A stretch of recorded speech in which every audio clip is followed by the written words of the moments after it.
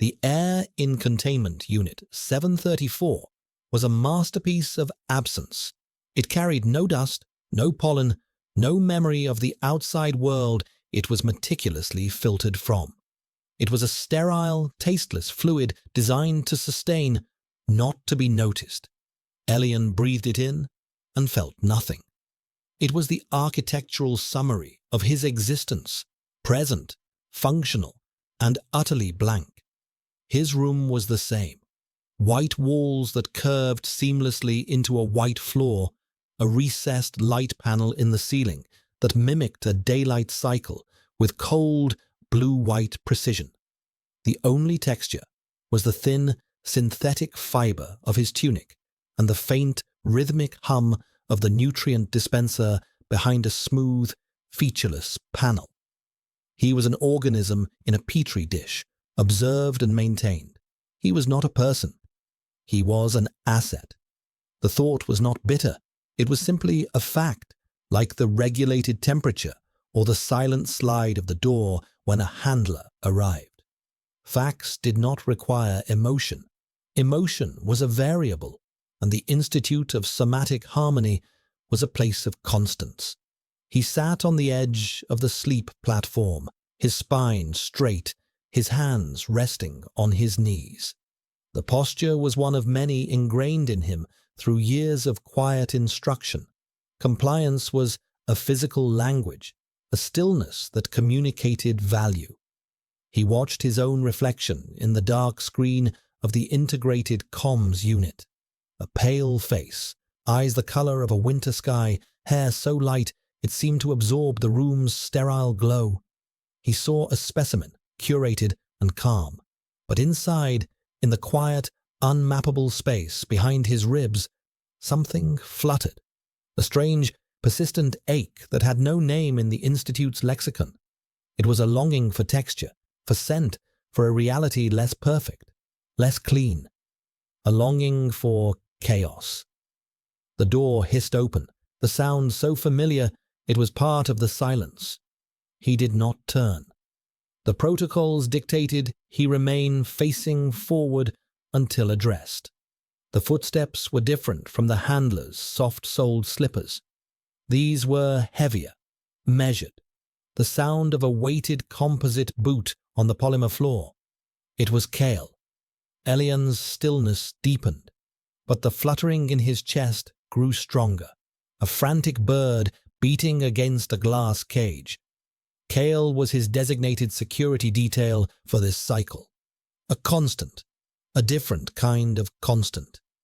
He was an alpha, his presence a low thrum of energy in the sterile air that even the Institute's suppressants and neutralizers couldn't fully erase.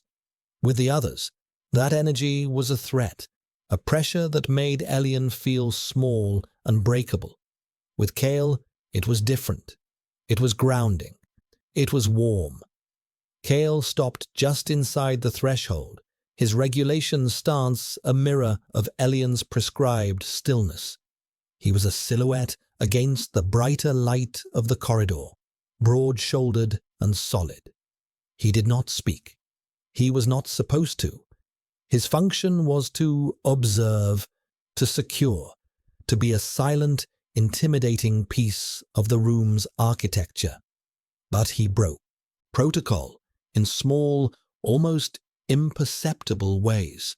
A glance that lingered a second too long, the slight softening of his jaw when he thought Elian wasn't looking. Sometimes, when he passed the daily nutrient packet, his fingers would brush against Elian's, a spark of warmth that felt like a shout in the crushing silence. Today, the silence stretched, thicker than usual. Elian could feel Kyle's gaze on his back, a physical weight. The air, for the first time, seemed to carry something. A scent. Not the aggressive musk of an unsuppressed alpha, but something clean and sharp, like ozone after a lightning strike, with a deep, hidden note of pine. It was Kale's scent, a ghost of it breaching the blockers, and it did not frighten him. It made the fluttering in his chest ache with a terrible, sweet pain. He risked a glance at his reflection. In the dark screen, he could see Kyle behind him. The Alpha's face was unreadable, his expression disciplined into a mask of professional neutrality. But his eyes were fixed on Elian, and in their depths there was a flicker of something that was not neutral at all. It was a storm, contained but powerful, a darkness that mirrored the unnamed ache in Elian's own chest. The Institute taught that alphas were driven by instinct, by the need to dominate and possess. They were the instruments of order, their biology harnessed to enforce the system's will. Kyle was an instrument, a weapon, but in his gaze, Elian saw not a weapon, but a man drowning in a silent sea. And Elian, in his sterile glass box, was drowning too.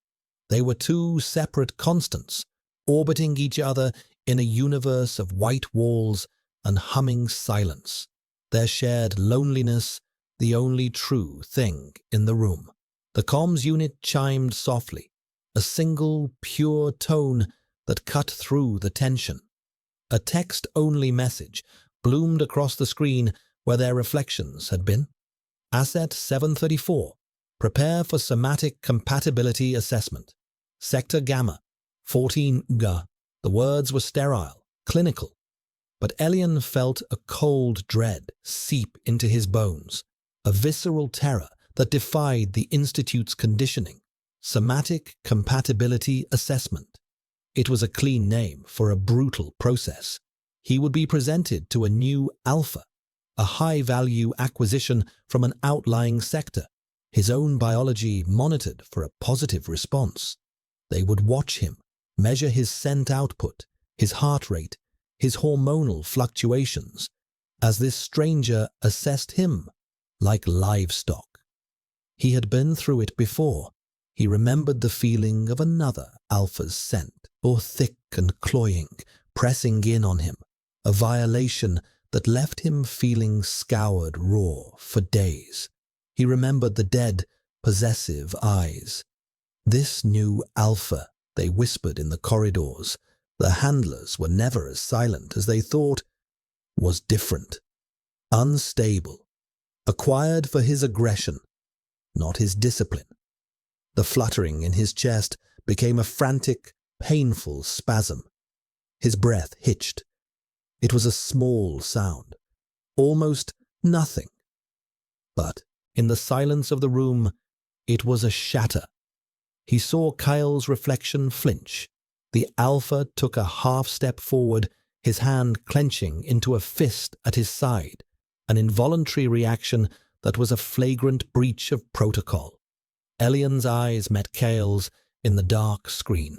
The storm in the alpha's gaze was breaking. The calm surface was gone, replaced by a raw, desperate fury. The fabricated peace of the Institute, the illusion of control. It was all dissolving in that single, shared look. The comm screen went dark, leaving only their mirrored faces hanging in the void. Kyle's voice, when it finally came, was a low rasp, a sound that seemed torn from the deepest parts of him, breaking a year of professional silence between them. "No," he said. The word was not a suggestion. It was a vow, a denial of the fact on the screen, a rejection of the system they were both trapped within. It was the sound of a constant becoming a variable. It was the sound of chaos. The moment stretched, thin and humming with unspoken things. Kale was still by the door, a monolith of forbidden emotion. Elian remained on the platform, his body rigid with a terror that was slowly being replaced by a fragile, terrifying hope. The word "no" echoed in the sterile space, a resonant frequency that threatened to crack the smooth, white surfaces of their world. It was a word Elian had never dared to think, let alone hear. It was the language of defiance, a concept as alien as the unfiltered air of the world outside. The assessment was in 2 hours. 2 hours until he would be led to Sector Gamma, into a room with an unknown aggressive alpha, and be catalogued, analyzed, and claimed. He felt the cold touch of the Institute's machinery on his future, a path laid out in clinical detail, and for the first time he saw it not as his life, but as his destruction. Kale's single word had changed the equation. It had introduced the possibility of an alternative. Kale moved. The motion was sudden, decisive. He crossed the room in 3 long strides, his boots making no sound on the floor. He was a creature of disciplined silence, yet his presence screamed. He stopped before Elian, so close that Elian had to tilt his head back to see his face. The sterile lighting of the room carved harsh lines on Kyle's features, highlighting the tension in his jaw, the fierce darkness in his eyes. The faint scent of ozone and pine was stronger now, a wild, clean smell that cut through the recycled air and made Elian's head spin. This close, Kyle was not just an alpha, he was a force, a storm about to break. He knelt, a gesture of such profound incongruity within the Institute's rigid hierarchies that it took Elian's breath away. An alpha kneeling to an omega. It was impossible. It was a sin against the natural order they had been taught. Kyle's eyes were level with his now, and the raw protectiveness in them was a physical force, a shield against the cold dread that filled the room. "They will not have you," Kyle whispered, his voice a low vibration that seemed to travel directly from his chest to Elian's. "That one, he is not disciplined. He is a predator. They want to see what he will do. You are the bait." The words confirmed Elian's deepest fears. He was not being assessed for compatibility. He was being used, an experiment. He was not an asset. He was a tool, a disposable piece in a game played by unseen figures like Director Vance, a man who saw the world as a series of equations to be solved. Kyle's hand came up, hovering in the space between them, his fingers trembling slightly. The gesture was hesitant, full of a terrible reverence. "There is a way," he said, his voice strained. "A deterrent, an older way. The Institute, they suppress this knowledge. They call it primitive. But it works. A claim. A mark." Elian stared at him, his heart hammering against his ribs. A mark. The word was taboo, a relic of a savage past the Institute had supposedly civilized. A permanent, biological bond that declared an omega as taken. It was the ultimate act of possession. But the way Kyle said it, it wasn't about possession. His eyes were not filled with the hunger Elian had seen in other alphas. They were filled with a desperate, self-destructive urgency. This was not an act of dominance. It was an act of sacrifice. "If you carry the scent of another alpha, a strong one, he will not touch you," Kyle explained, his voice low and rushed. "He will see you as another's territory. It is a challenge he will not risk, not here. It will protect you." Elian understood the horrifying logic. To protect him from one predator, Kale was offering to become another, to scar him with a sign of ownership that would make him untouchable. The irony was a blade twisting in his gut. To be safe, he had to be claimed. To be free, he had to be bound. He looked at Kyle's face, at the torment etched there, and saw the truth. Kyle was not offering a cage. He was offering a shield, and he was willing to forge it from his own being. "It will be temporary," Kyle added, as if sensing his hesitation. "A surface mark, scent, not bond. It will fade, but it will be enough to get you through the assessment. It is the only way." Elian's world had shrunk to the space between them, to the scent of ozone and the fierce, protective light in Kale's eyes. The white room, the institute, the impending assessment, it all faded into a distant hum. There was only this choice, this precipice. Trust the cold, methodical cruelty of the system, or trust this man and his desperate, primitive solution. He thought of the dead eyes of the last alpha, the clinical touch of the handlers, the utter, soul-crushing loneliness of his existence. He looked at Kale, who was offering him a wound as a form of salvation. He gave a small, almost imperceptible nod. It was the first real choice he had ever made. Kale's breath shuddered out of him, a sound of profound relief and profound pain. He leaned forward, his movements slow, deliberate, giving Elian every chance to pull away. He did not. Kale's hand came to rest on the nape of his neck, the warmth of his palm a shocking, electrifying sensation against his cool skin. His thumb stroked the sensitive skin just below his hairline, a gesture of impossible tenderness. Then he lowered his head, his face burying in the curve of Elian's neck and shoulder. Elian squeezed his eyes shut, his body rigid, waiting for the pain. He felt Kyle's warm breath, heard the ragged sound of his inhalation as he drew in Elian's suppressed scent. And then, a sharp, searing heat. Teeth, not brutal but precise, sinking into the scent gland at the juncture of his neck and shoulder. A spike of pain, white hot and blinding, followed by a dizzying, overwhelming flood. Scent. Kyle's scent, pure and unfiltered, pouring directly into his bloodstream. A torrent of ozone and pine and something else, something wild and ancient and devastatingly powerful. It was not a violation. It was an invasion, but an invasion that felt like a homecoming. His world dissolved into pure sensation, his consciousness overwhelmed by the raw, undiluted presence of the Alpha. The last thing he felt before the darkness took him was the wetness of a tear falling onto his skin, a single hot drop that was not his own. He woke to the scent. It was the first thing that registered, a presence so total and pervasive it had become the very air he breathed. Ozone, pine, and a deep, resonant musk that clung to his skin, his clothes, the very fibers of the sleep platform. It was Kyle.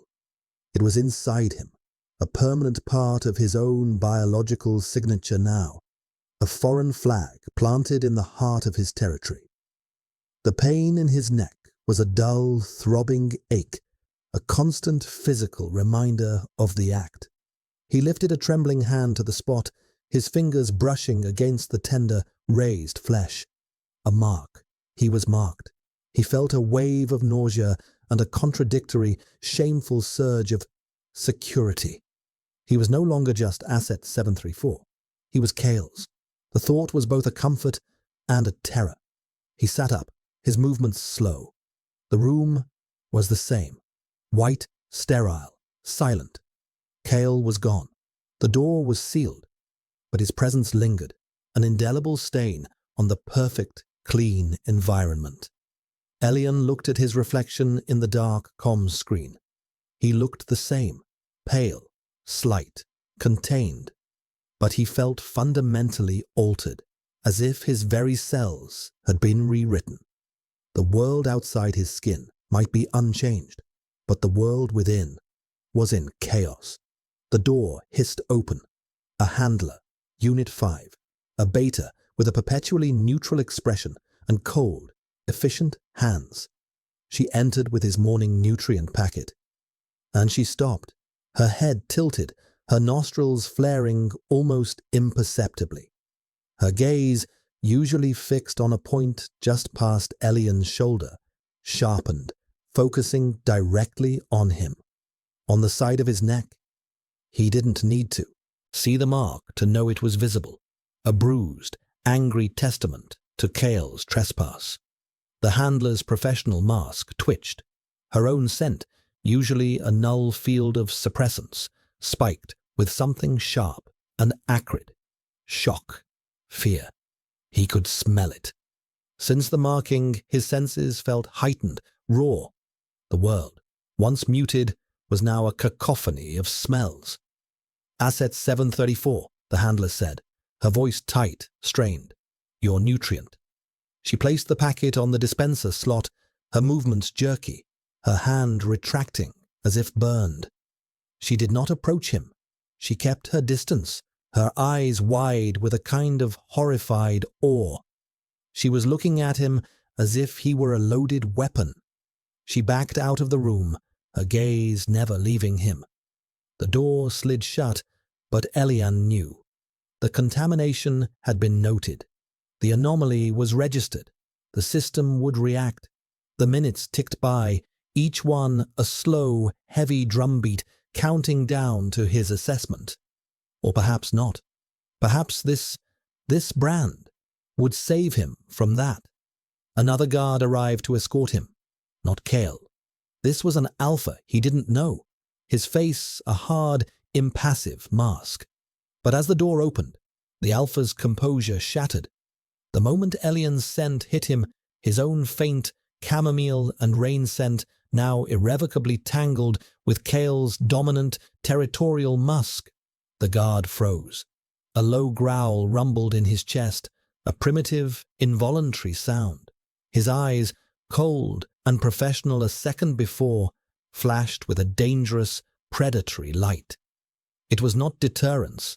It was interest, a sharp, aggressive curiosity. He wasn't seeing another's territory to be respected.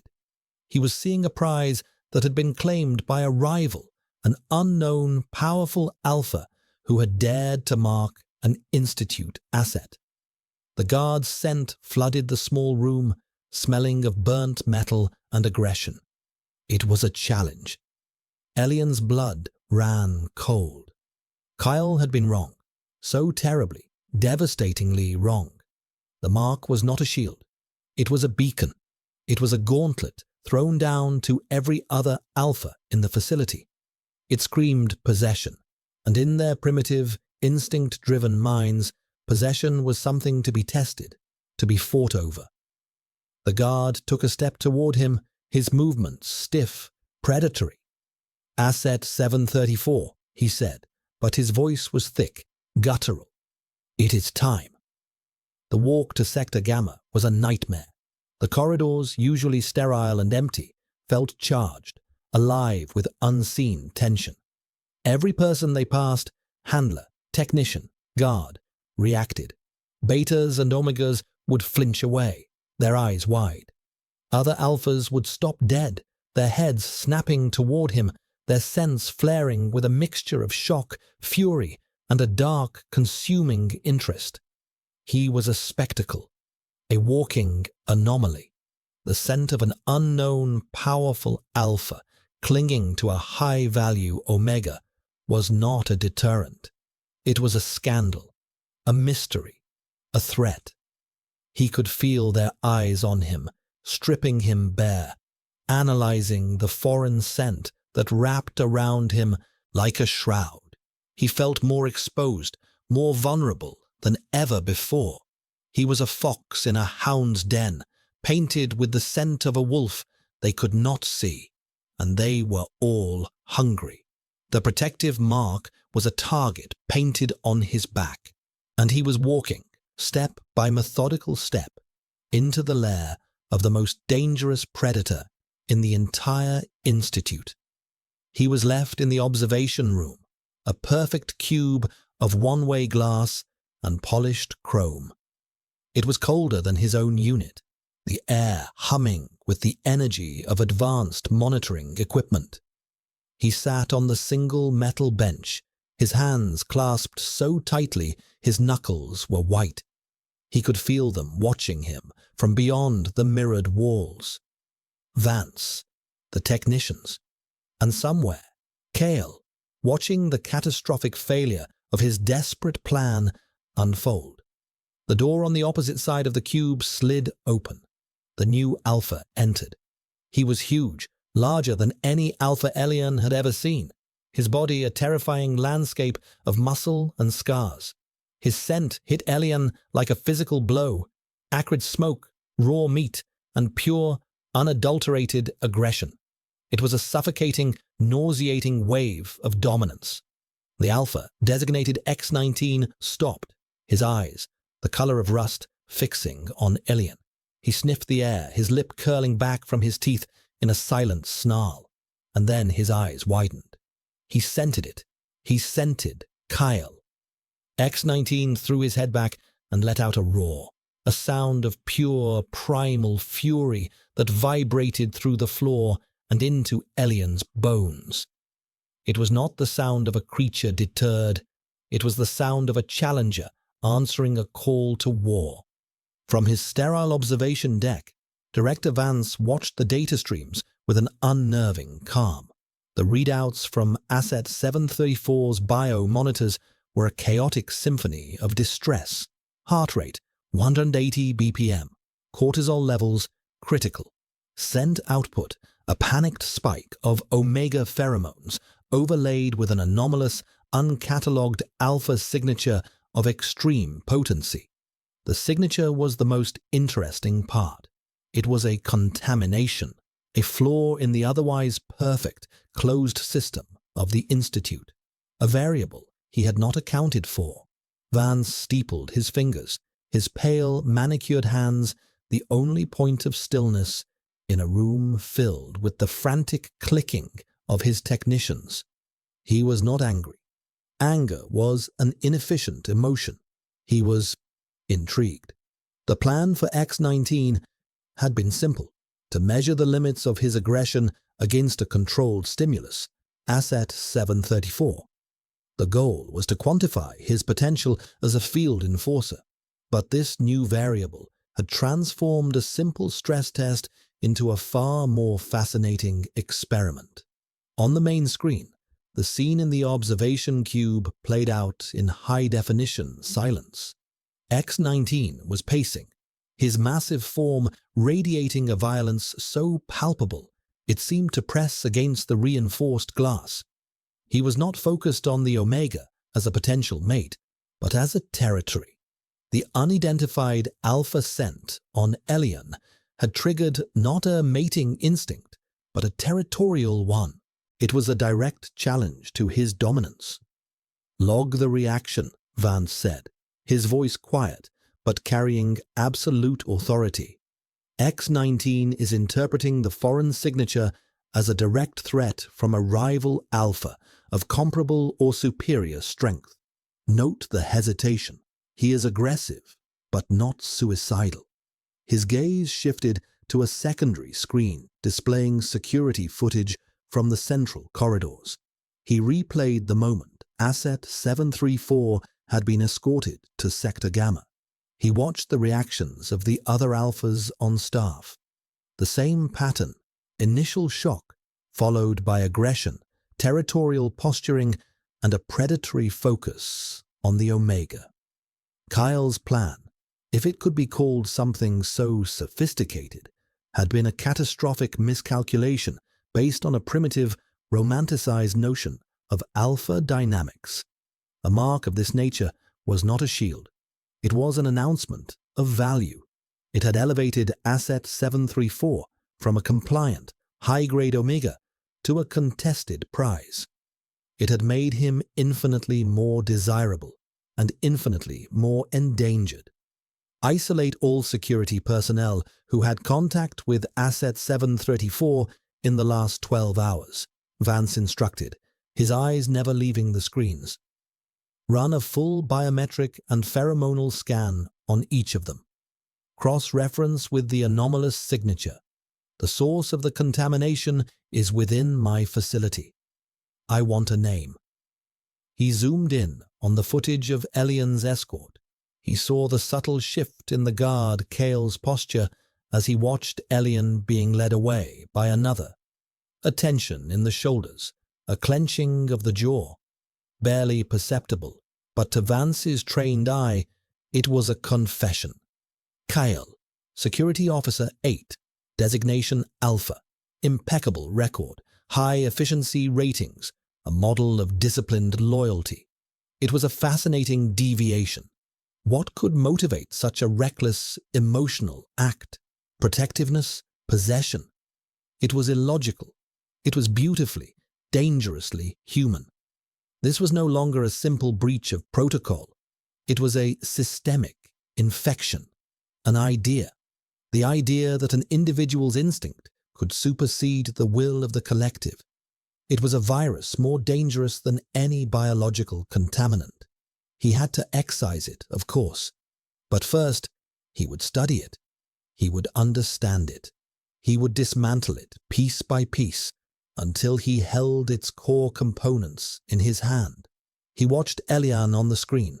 The boy was trembling, his face a mask of pure terror, yet he held himself with a strange, new rigidity. He was not collapsing. He was enduring. The mark, the scent of another, seemed to be a source of both his terror and his strength. It was a paradox, and Vance loved nothing more than a paradox. He pressed a button on his console, opening a channel to the Observation Cube's audio system. "Terminate the assessment," he said, his voice echoing, calm and disembodied, in the tense space. "Take X-19 to cryostasis. Asset 734 is to be moved to a level 10 isolation suite, full sensory deprivation. We need a clean baseline before we can begin the analysis." As his technicians scrambled to obey, Vance leaned back in his chair, a faint, thin smile touching his lips. The experiment had just become infinitely more interesting. The cage was about to get much, much smaller. In the white-on-white silence of the level 10 isolation suite, the world was reduced to the frantic beating of Elian's own heart and the scent that was now his constant companion. The sensory deprivation was a physical pressure. No light, no sound, no texture, but the smooth, seamless walls of the cell. They had taken his tunic, leaving him in a thin, disposable shift. They were trying to strip him down to his component parts, to erase everything but the data they wanted to collect. But they couldn't take the scent. It bloomed in the sterile darkness, a phantom presence. Ozone and pine, kale. It was the only real thing left. At first, it was a source of terror, the brand of a failed plan that had only endangered him further. But as the hours bled into one another in the timeless void, it began to change.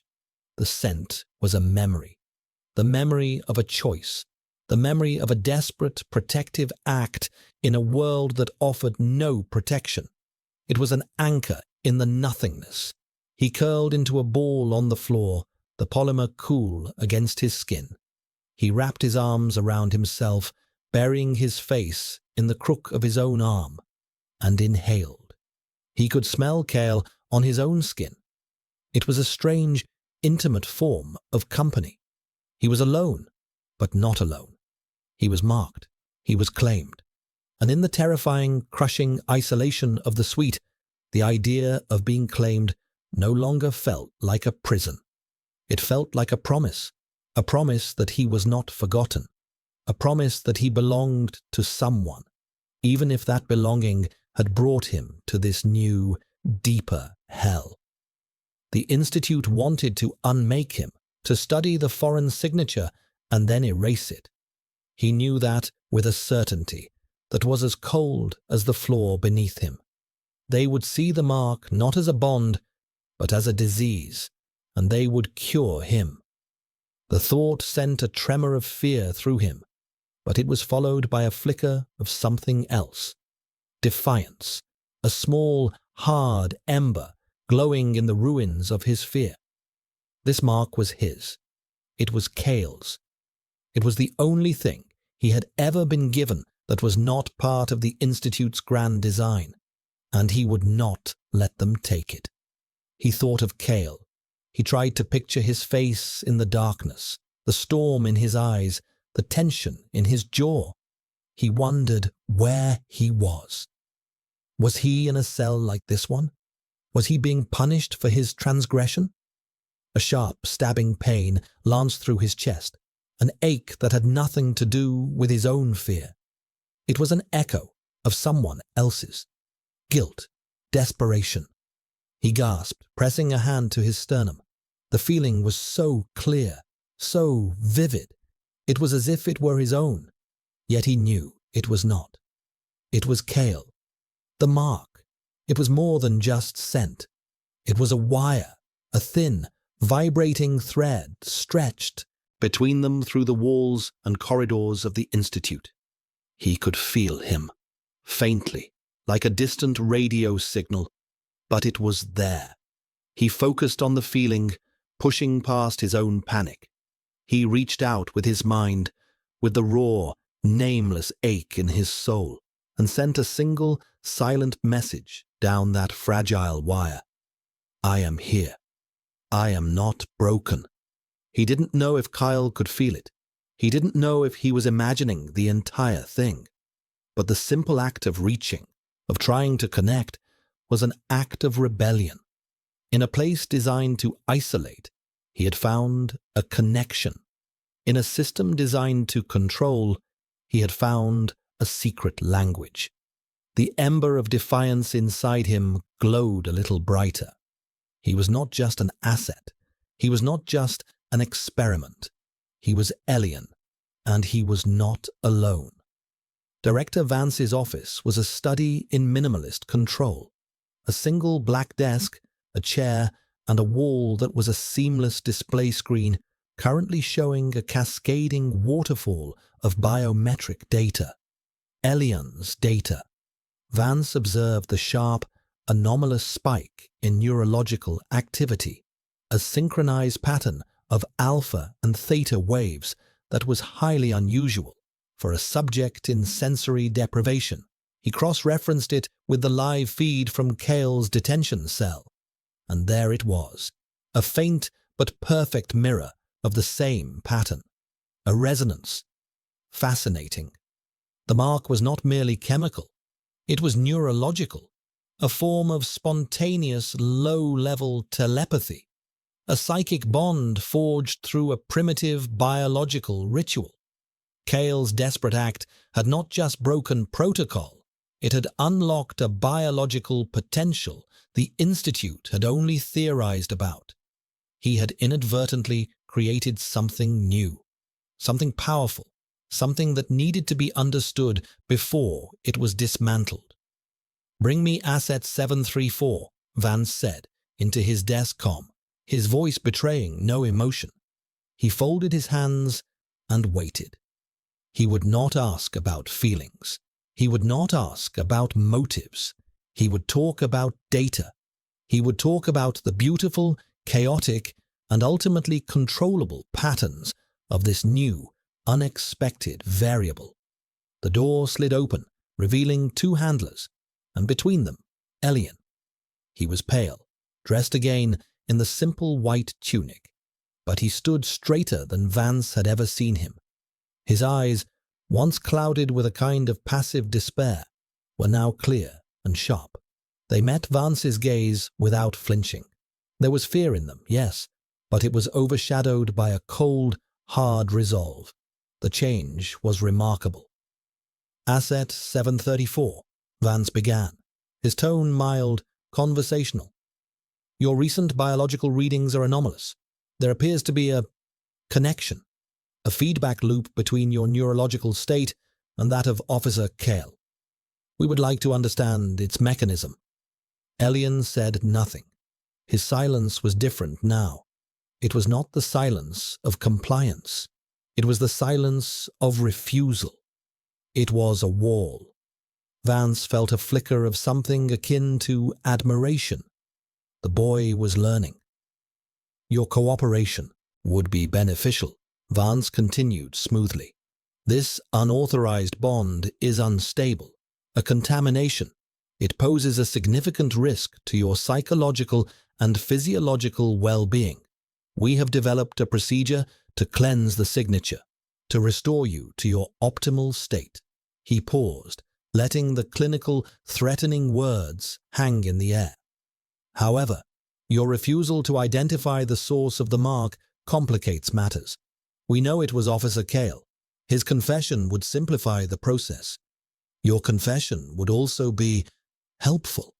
Elian's gaze did not waver. His chin lifted slightly. "There is nothing to confess," he said, his voice quiet but steady, a stark contrast to the trembling boy in the observation cube. "What is done is done." Vance's thin smile returned. "So it is," he agreed. "But what is done can be undone. The procedure is scheduled for tomorrow at Oakt Sewo. It will be thorough. We will sever the connection at its root. We will take our data, and then we will restore order." He was offering a final chance. A chance to submit, to break, to give him the data he wanted willingly. To give him Kale. Elian's expression did not change, but Vance saw it in his eyes, a flare of defiance so bright it was almost a physical force. The boy would not break. He would protect his protector, even if it meant his own destruction. Very well. The alternative, a forced extraction of the data during the cleansing procedure, would be just as informative. Perhaps even more so. Back in the sterile confines of his cell, a standard unit this time, the sensory deprivation phase of the experiment being over, Elian felt the connection to Kale thrumming with a new, frantic energy. The director's threat had not just been heard by him, it had been felt by Kale. Through the bond, he could feel a surge of pure, cold terror from the Alpha, immediately followed by a wave of incandescent rage.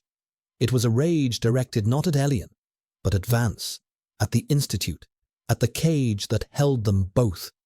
The feeling was so strong it made Elian's own hands tremble. He paced the small space, the four white walls a microcosm of his entire life.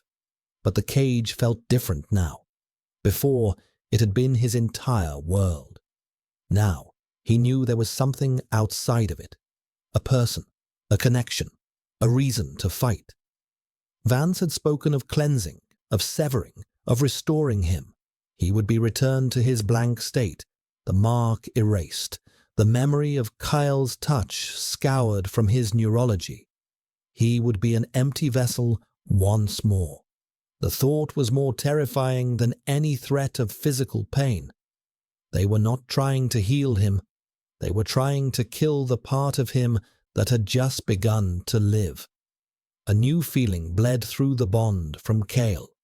The rage was still there, a burning coal, but it was being banked, controlled, focused into something sharp and cold. Resolve.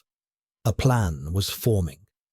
Elian couldn't see the details, couldn't hear the thoughts, but he could feel the shape of it. It was a knife being sharpened in the darkness. He felt a surge of Kale's fierce, unwavering protectiveness, a silent promise transmitted across the distance. "I will not let them harm you." The message was as clear as a spoken voice. Elian stopped pacing. He stood in the center of the room and closed his eyes, focusing on the thread that connected them. He had to trust him. It was an unfamiliar feeling. Trust had been conditioned out of him. Trust was a vulnerability. But now, it was his only weapon. He sent back his own message, not of fear, but of strength. He poured all of his newfound resolve into the bond, a silent echo of Kale's own determination. "I am ready." The hours passed. The light panel in the ceiling dimmed, simulating night. Elian did not sleep. He sat on his platform straight and still, and waited. He was a weapon waiting to be fired. He could feel Kyle's plan moving, pieces shifting into place somewhere in the silent, humming corridors of the Institute. He felt a spike of adrenaline, a jolt of fear, not his own, but Kale's, as a critical moment was reached. And then, a wave of grim satisfaction. The die was cast. The countdown had begun. The cleansing was scheduled for Oit Sao, but the chaos would arrive first. Kyle sat on the cold metal bench in his detention cell, a mirror image of Elian's own confinement. He was a cog in a machine he now intended to break. The rage he'd felt upon sensing Vance's threat through the bond had been a white-hot nova, threatening to consume his discipline entirely. But years of training had taught him to channel emotion, to turn it from a fire into a lens. He had focused that rage into a singular, crystalline purpose: get Elian out. Not just out of the cleansing chamber, but out of the Institute, out of the system. He had spent his career upholding the Institute's principles of order and control. He knew its protocols, its security systems, its weaknesses. He had been a loyal guardian of the cage, and now he would become its most efficient saboteur. His mind worked with a cold, desperate clarity.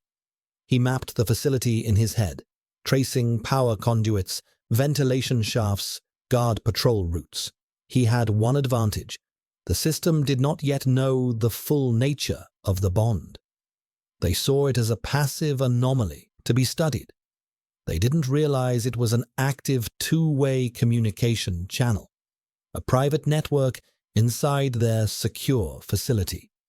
He had spent the hours before his detention subtly laying the groundwork, a corrupted data packet uploaded to the secondary generator control system, a logic bomb timed and keyed to his own biometric signature, a quiet conversation with a junior logistics officer, a young beta named Reese who owed Kale his life after a containment breach in the lower levels months ago. Kale hadn't asked for help directly. He had simply remarked on the upcoming maintenance schedule for the Sector Gamma cryo units, knowing Reese would be on duty, knowing the boy had a conscience that hadn't yet been fully scrubbed away by the Institute's sterile ideology.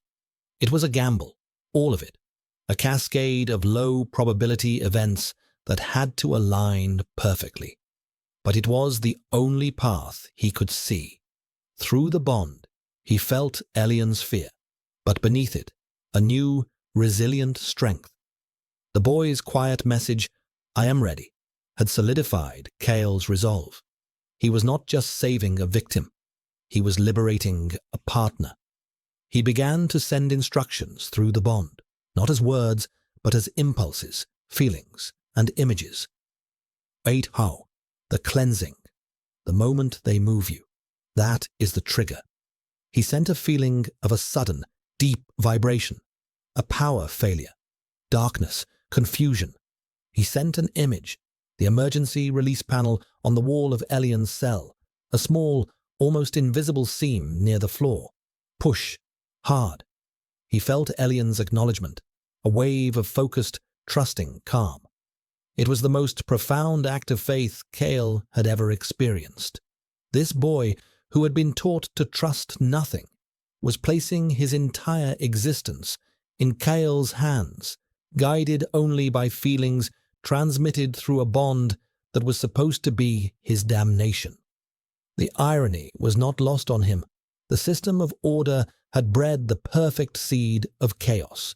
The tool of control, the bond, had become the instrument of rebellion. He checked the chronometer embedded in the cell wall. 07:45.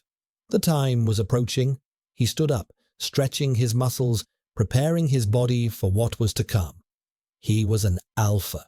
His biology was geared for conflict, for violence, for protecting what was his. The Institute had tried to sublimate those instincts, to channel them into disciplined enforcement. They had failed. They had given him something to protect, and now they would face the full, unbridled force of the nature they had sought to control. He reached out to Elian one last time, a pure, concentrated wave of reassurance. I am coming. He felt the response, a steady, unwavering pulse of courage. The guards would be coming for him soon, to escort him to his own recalibration session. They thought he was a broken component. They were about to learn he was a detonator. The soft hiss of his cell door beginning to open was the starting pistol for the end of their world. The summons came at 7:58. 2 handlers, their faces impassive, stood at Elian's door. Asset 734. It is time for your procedure. He rose, his movements fluid, his heart a cold, heavy weight in his chest. The fear was there, a knot of ice in his stomach, but the connection to Kale was a warm, steadying current beneath it. He could feel the Alpha's coiled readiness, a predator waiting to spring. It gave him strength.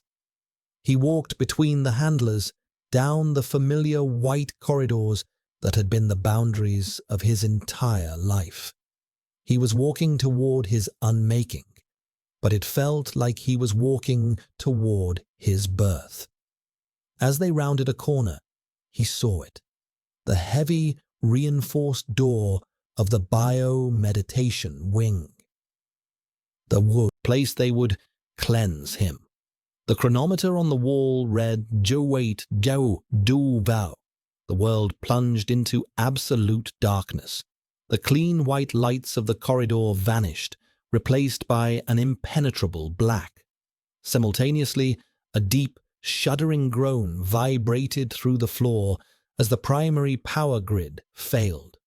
A heartbeat later, the emergency lights flickered on, a blood-red, pulsing glow that turned the sterile hallways into a hellish landscape. Alarms began to shriek, a cacophony of sirens that shattered the Institute's perpetual silence. Chaos, just as Kale had promised. The handlers, disoriented, grabbed Elian's arms, their professional calm shattered. In the red-lit confusion, Elian acted. He dropped his weight, wrenching his arms free, and slammed his shoulder into the nearest handler, sending her stumbling into the other. He didn't run down the corridor. He ran back the way he came, toward his cell. He had to trust the plan. The images Kale had sent him were burned into his mind. He reached his unit, the door still open, and darted inside. He ignored the open door and threw himself at the wall Kale had shown him, searching for the panel. His fingers found the nearly invisible seam. He pushed. A section of the wall slid inward, revealing a dark, narrow space. A maintenance conduit. He scrambled inside, the panel hissing shut behind him, plunging him back into total darkness. He was inside the walls. He was free of his cage. The conduit was tight, filled with cables and the smell of ozone and dust.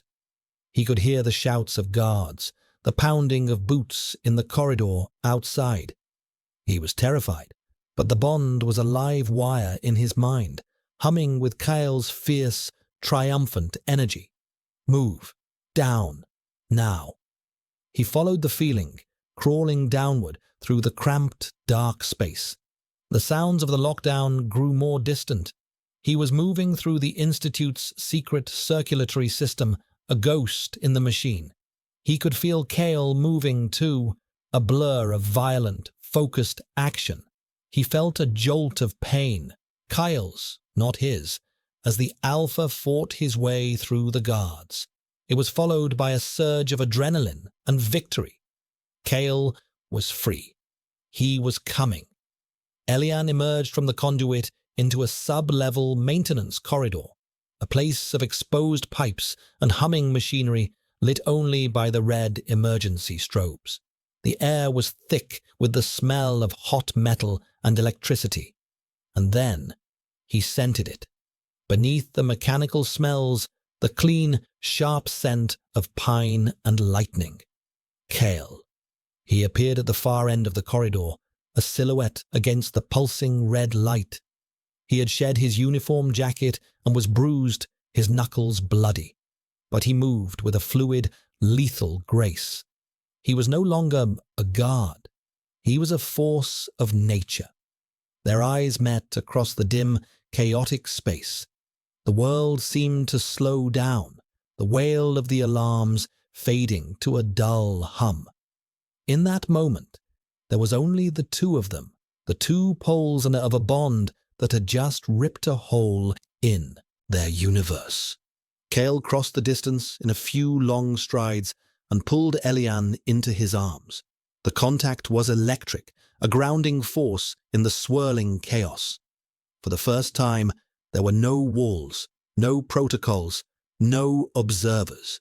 It was just them. Kale's arms were a steel band around him, his face buried in Elian's neck, right over the mark. He wasn't checking his handiwork. He was breathing him in, reassuring himself that he was real, that he was safe. "I have you," Kale breathed, his voice rough with exertion and emotion. "I have you." A voice, calm and amplified, echoed through the corridor, cutting through the alarms. Director Vance, speaking from the control room, his voice a scalpel of disappointed reason in the bloody chaos. "Officer Kyle, Asset 734. This is illogical. This outburst of primitive instinct. Look at the chaos you have created, all for an emotional attachment that is nothing more than a chemical anomaly. Return to your designated sectors. Order can be restored." Kyle pulled back, his eyes burning with a fierce light, fixed on a security camera high on the wall. "This is not chaos, Director," Kale said, his voice ringing with a power Vance could never understand. "This is a choice." He took Elian's hand, his grip firm, unwavering. "He is not an asset. His name is Elian." It was the first time Kale had ever said his name. The sound of it, in his voice, was a revelation. It made him real. Kyle pulled him along, running now, their destination clear in his mind. The lower-level hangar, the service exit, freedom. As they ran, the other alphas in the facility, released from their duties by the lockdown and agitated by the alarms, became a new, unpredictable obstacle. Driven by the scent of Kyle's challenge and Elian's distress, they were drawn to the conflict. One lunged from a doorway, blocking their path, his eyes crazed. Kyle didn't hesitate. He moved with brutal efficiency, a whirlwind of motion that left the other alpha crumpled on the floor. He was fighting for more than just their escape. He was fighting for his claim, for the Omega who wore his mark. They reached the hangar. A heavy blast door stood between them and a small, short-range transport shuttle. Kyle had already overridden the primary lock. All that was left was the manual release. As he worked the panel, Elian stood guard, his body trembling, but his resolve firm. He could hear Vance's voice again, closer now, coming from speakers just inside the door. "Think of the world outside, Elian. Unstructured, unsafe. We offer you harmony. We offer you purpose. Out there, you are nothing. Astray. Hunted." The door hissed open with a groan of tortured metal. Beyond it lay not the familiar white corridors, but a dark, windswept night and the smell of rain. The first breath of real air was a shock to the system. It was cold, wet, and alive, with a million smells Elian had no names for. Rain, damp earth, decaying leaves, the distant tang of exhaust fumes. It was a chaotic, overwhelming symphony of sensation after a lifetime of sterile silence. It was terrifying. It was beautiful. Kale pulled him into the small transport shuttle, his hands flying across the control panel. The engines whined to life, a high, piercing sound that was nothing like the low hum of the Institute. Behind them, figures appeared in the doorway of the hangar, security guards in full tactical gear, their weapons raised.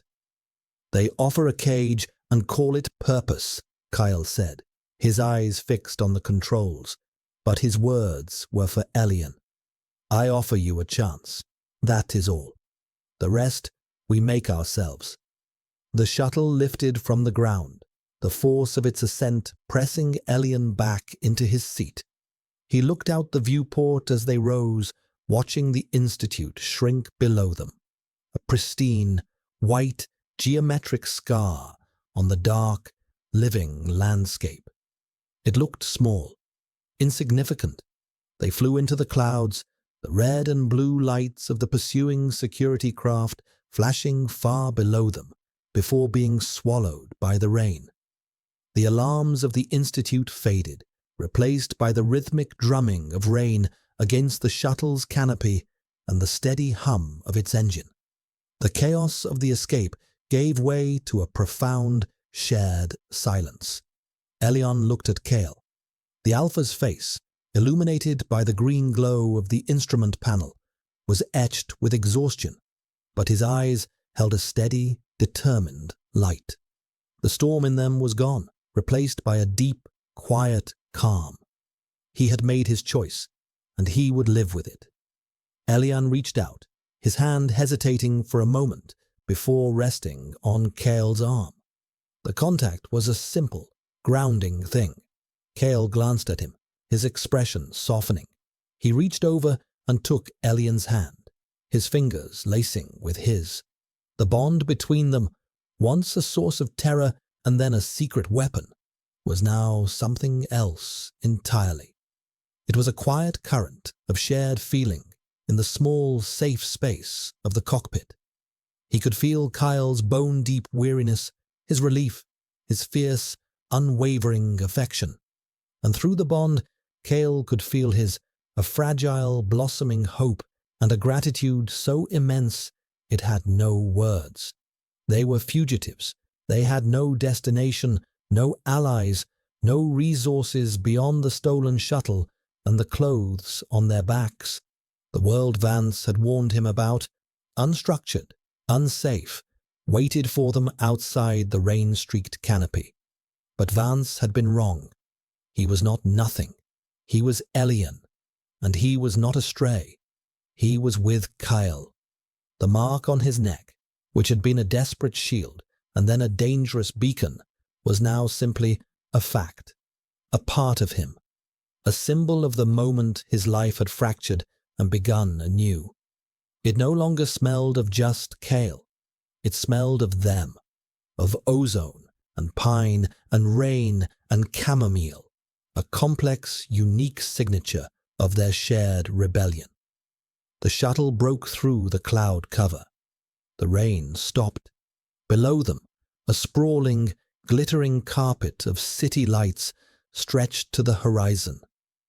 A sight so vast and complex it made Elian's chest ache.